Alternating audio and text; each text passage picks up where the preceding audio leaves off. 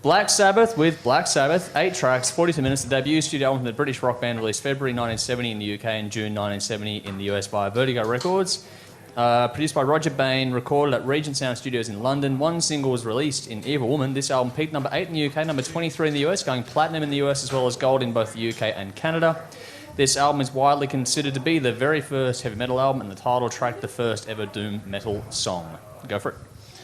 Doom metal, absolutely. It's got to be the most chilling, haunting and plain demonic songs ever to start an album.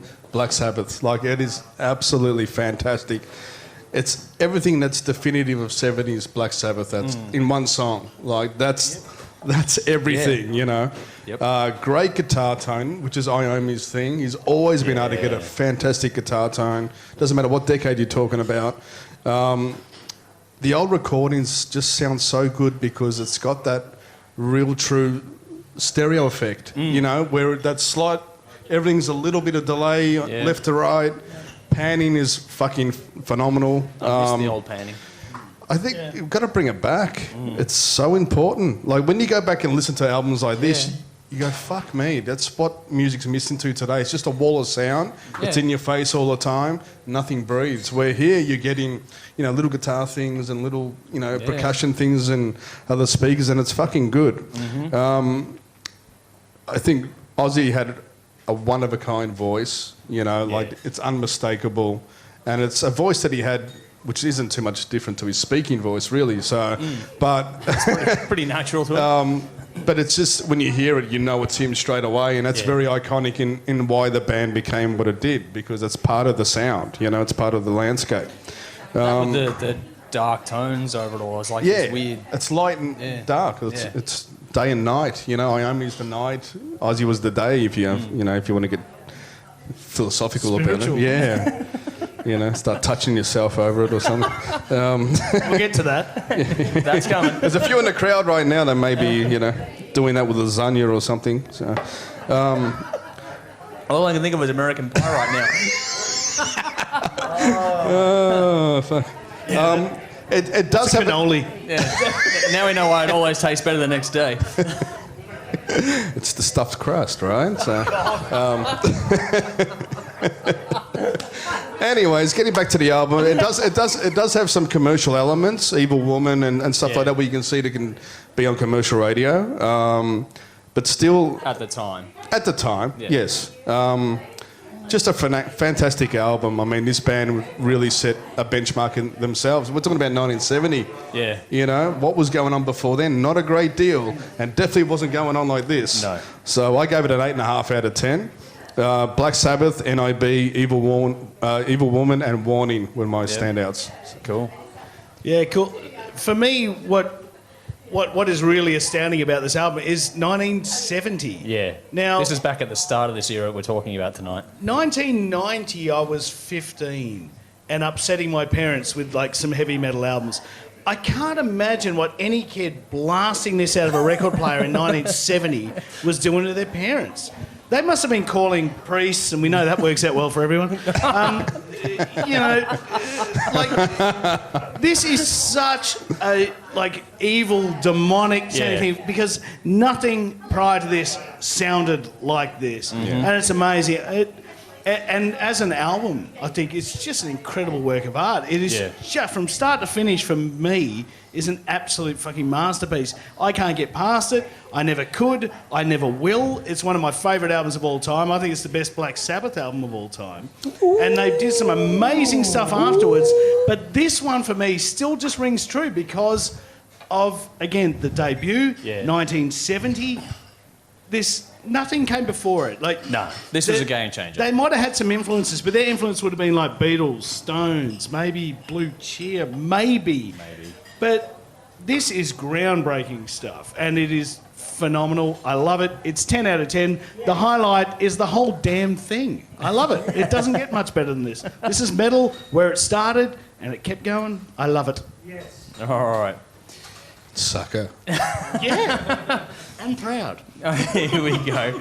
This is another trip down memory lane for me, having done this one as a part of our first ever Halloween special on the show a few years ago. It's nice to go back over some old ground for me.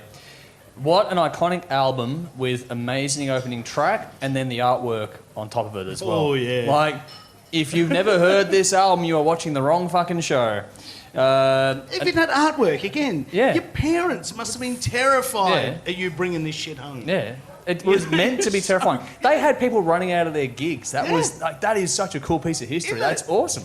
You won't get that anymore. No. You can't get people to the gigs. That's the problem. I've had people run out of mine, but For different reasons. Yeah. Not out of fear. Another debut with a couple of covers in it that the band have said they basically went in and recorded a live set for, but the performances are amazing. That they reportedly did this in a day with little to no overdubs is simply stunning.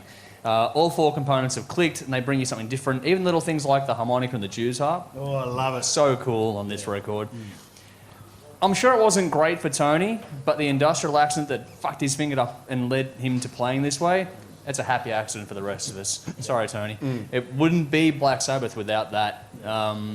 It's dark and brooding, loads of space, just a bit of that, like what you're saying about the radio side, is a bit of the happier 60s stuff still creeps in there, but they've twisted it, they've subverted it. It's all done to their thing, but it still keeps you there and it keeps you guessing while you listen to this one.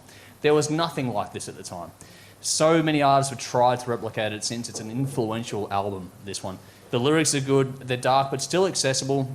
More people than you think could easily get into this one too. That's what makes it so appealing. It's terrifying and haunting, but it's still one that will suck you in while you're listening to it.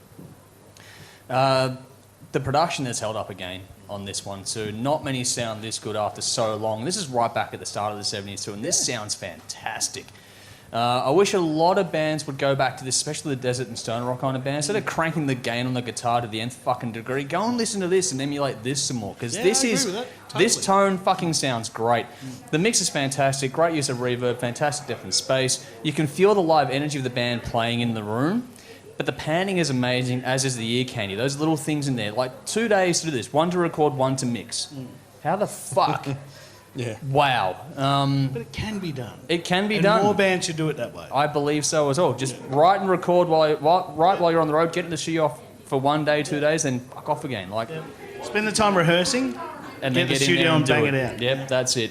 This album is so important historically, but even better than that is the fact that it's an absolute ripper. I've grown to love this more and more over the years. This is raw, it's real, it's extremely well presented.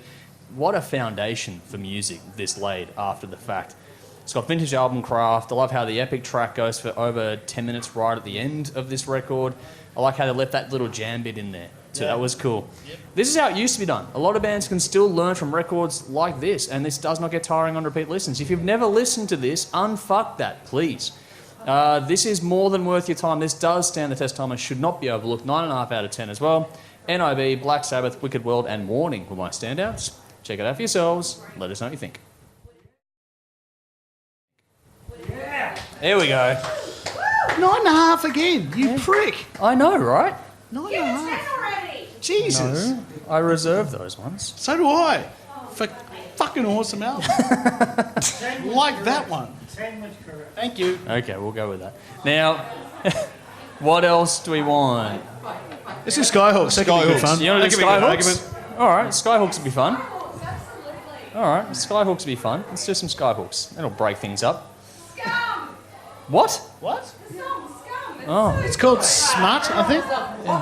Do you mean Smut? yeah, it's smart. Yeah. Nikki's drunk. Skank. Another drink for Nikki, please. Put it on my tab. Should just give her a microphone and a specialised camera and just let her go nuts for it. Drunken Sailor again. Jess is just please. smashing a nana, as you would. That's all right, so good.